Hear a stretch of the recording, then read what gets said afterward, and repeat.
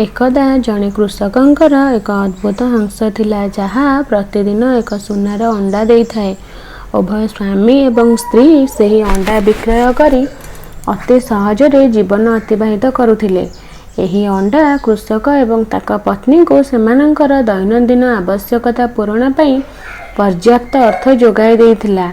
एहीपरि अनेक वर्ष बीतीगला। कृषक एवं तांकर स्त्री दीर्घ समय धरी खुशी बंचिले।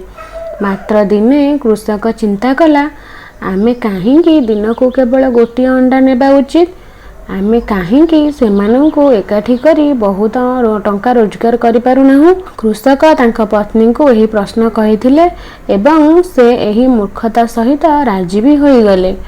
ता परदिन ठीक हंसटी अंडा देबा मात्र के कृषक एक तीक्ष्ण छुरी रे हंस को हत्या कला।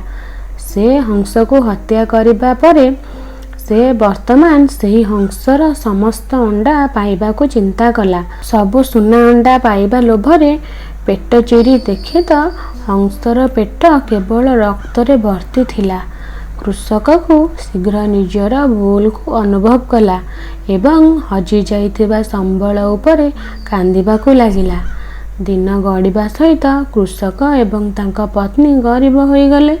वर्तमान सेमाने सेमानंकर लोभ केते दुर्भाग्य एवं केते मूर्ख ताहा हृदयंगम करने को लगिले।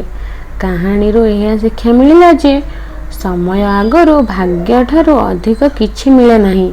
एहा सह लोभ मनीष को अमनीष कर दिए।